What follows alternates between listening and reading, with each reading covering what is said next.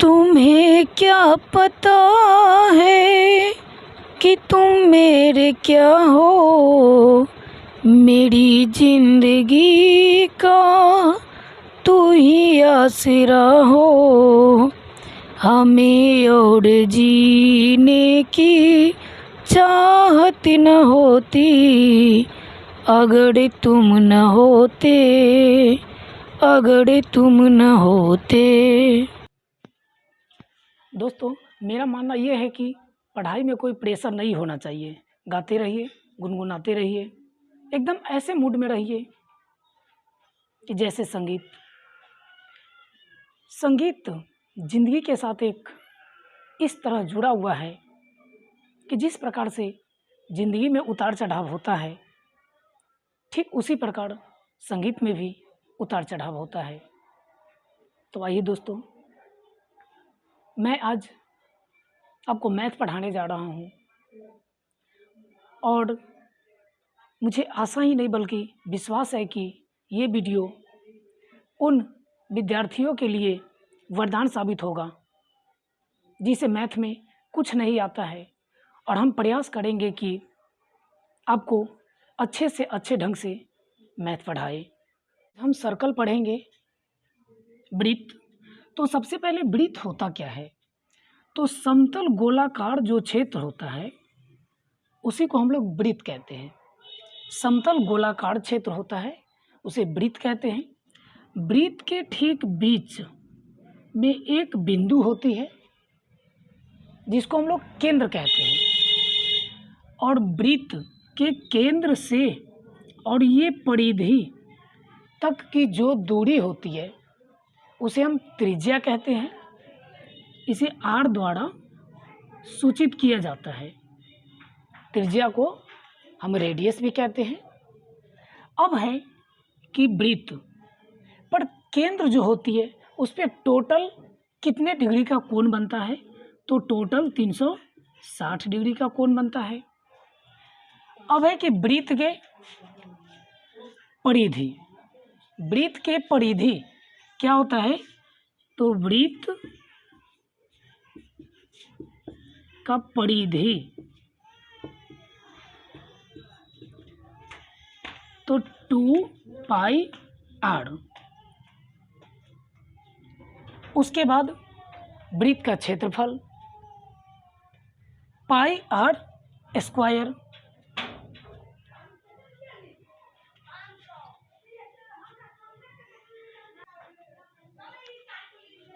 वृत्त की जीवा क्या होती है?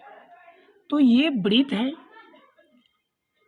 वृत्त पर जो परिधि होती है उसके दो बिंदु को मिलाने वाली जो रेखा होती है उसे हम लोग वृत्त की जीवा बोलते हैं। अब हम लोग तो जानते हैं कि वृत्त में अनेक जीवाएं हो सकती है। ये भी जीवा, ये भी जीवा, ये भी जीवा है और ये भी जीवा है। ये सारे वृत्त की जीवा ही है। वृत्त के जो सबसे लंबी जीवा होती है वो आपको वृत्त के ठीक केंद्र से होकर गुजरेगी। वृत्त के केंद्र से होकर गुजरेगी तो इसे हम लोग व्यास कहते हैं। वृत्त के सबसे लंबी जीवा को व्यास कहते हैं। उसके बाद अब एक, जैसे कि देखिए, ये वृत्त है, ये इसका केंद्र है। एक जीवा आपको यहाँ और एक जीवा आपको यहाँ। केंद्र से इस जीवा की दूरी 3 सेंटीमीटर और केंद्र से इस जीवा की दूरी 3 सेंटीमीटर। तो हम कहेंगे कि केंद्र से दोनों ओर की दूरी सेम है 3 सेंटीमीटर। तो इसलिए दोनों जीवा की जो लंबाई होगी वो बराबर होगी, अर्थात कि केंद्र से जितनी जीवा नज़दीक रहेगी उसकी लंबाई बड़ी होगी और केंद्र से जितनी दूरी होगी उसकी लंबाई कम होगी।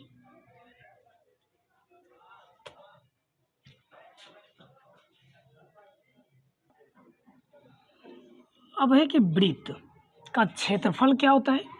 तो वृत्त का क्षेत्रफल यानी कि वृत्त जितनी जगह घेरती है उसे हम लोग क्षेत्रफल कहते हैं। तो वृत्त का क्षेत्रफल का आप लोग जैसे कि फॉर्मूला, वृत्त का क्षेत्रफल पाई आर स्क्वायर। अब पाई आर स्क्वायर, तो पाई तो कांस्टेंट है, आर का वैल्यू आप इसमें से देखिएगा। अब है कि वृत्त पर यदि दो त्रिज्याएं, एक ओ ए और एक ओ बी ऐसे हम दे दिए, और इस क्षेत्र का आपको कहेगा कि क्षेत्रफल निकालिए, तो कैसे निकालेंगे? तो इसको हम लोग त्रिज्यीय खंड बोलते हैं। ये छोटा वाले हो गया तो इसको लघु त्रिज्यीय खंड, और ये बड़े वाले भाग हो गए तो इसको हम लोग दीर्घ त्रिज्यीय खंड कहते हैं। तो त्रिज्यीय खंड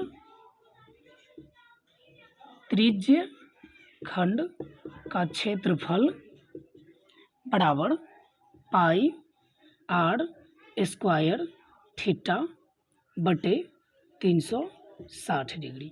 अब ये थीटा आपको यहाँ पे दिया रहेगा, या तो 60 डिग्री हो या फिर 30 डिग्री हो या फिर कितना भी दे सकता है। अब त्रिज्यीय खंड हो गया, तो लघु त्रिज्यीय खंड और दीर्घ त्रिज्यीय खंड का निकालना रहेगा। तो सारे सर्कल से हम दीर्घ त्रिज्यीय खंड का क्षेत्रफल निकालने के लिए सारे सर्कल से त्रिज्यीय खंड का लघु त्रिज्यीय खंड का क्षेत्रफल माइनस कर देंगे, तो दीर्घ त्रिज्यीय खंड का क्षेत्रफल आ जाएगा।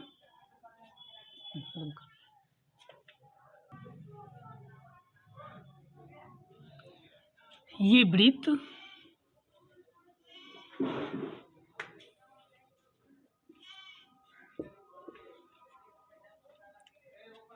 अब है कि ये जो भाग होती है इसको हम लोग लघु वृत्त खंड बोलते हैं, लघु वृत्त खंड।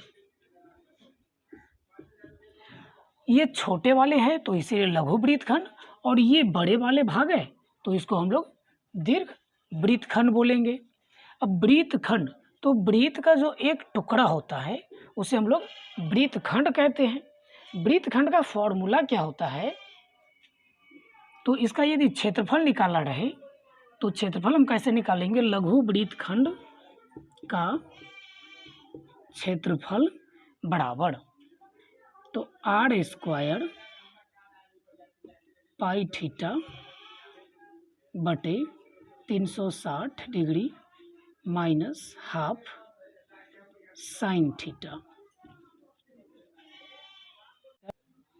चलो अब कुछ ऐसा क्वेश्चन रहेगा कि एक वर्ग है, इसके अंदर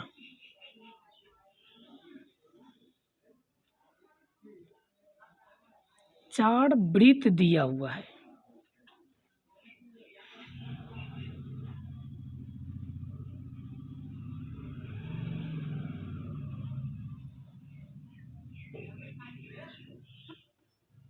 ये दे दिए, इसकी वर्ग की जो भुजा है वो ए है, ये भी हो ए, ये भी ए, ये भी ए और ये भी ए, क्योंकि वर्ग की सारी भुजा बराबर होती है।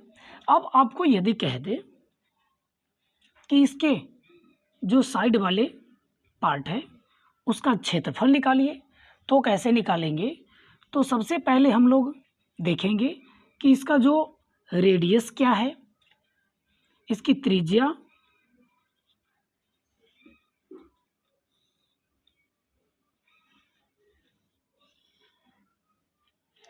टोटल भुजा आपका ए दिया हुआ है तो इसका जो हो जाएगा a/2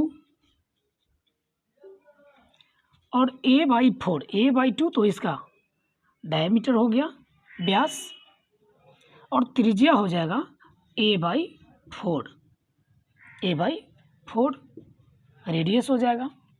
उसके बाद इसको क्षेत्रफल के निकालने के लिए क्या करेंगे कि वर्ग के क्षेत्रफल में से सारे वृत्त के क्षेत्रफल को घटा देंगे। तो वृत्त कितने हैं? तो 4। वृत्त का क्षेत्रफल क्या होता है? तो पाई आर स्क्वायर, तो ए स्क्वायर बटे 16।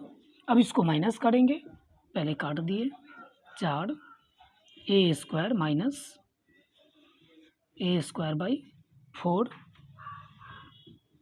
अब इसको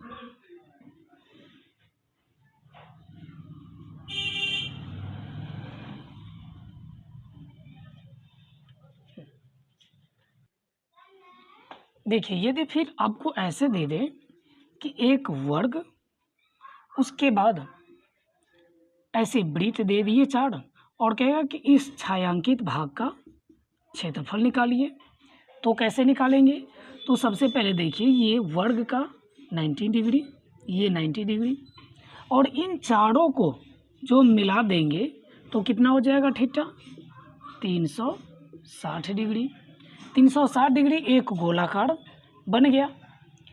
अब इस बीच वाले भाग के लिए क्या करेंगे कि सबसे पहले देखेंगे कि इसकी भुजा तो ए दिया हुआ है, इसकी भुजा ए दिया हुआ है, तो इसका जो रेडियस हो जाएगा एक वृत्त का, वो कितना हो जाएगा? तो रेडियस आपका हो जाएगा a/2, a/2। उसके बाद छायांकित भाग का क्षेत्रफल निकालने के लिए क्या करेंगे कि आप वर्ग के क्षेत्रफल में से एक तो सर्कल बन गया 90 डिग्री, 90 डिग्री, 90 डिग्री और 90 डिग्री, 360 डिग्री, तो एक वृत्त जैसा बन गया, तो वृत्त का क्षेत्रफल माइनस कर देंगे πr²। तो ये आपका छायांकित भाग का क्षेत्रफल निकल जाएगा a² माइनस πr², तो a²/4। ये आपका छायांकित भाग का क्षेत्रफल निकल गया। मिलेंगे नेक्स्ट क्लास में, तो अब तक के लिए जय हिंद दोस्तों। यदि वीडियो अच्छा लगे तो चैनल को सब्सक्राइब करें ताकि वीडियो आपको आगे मिले।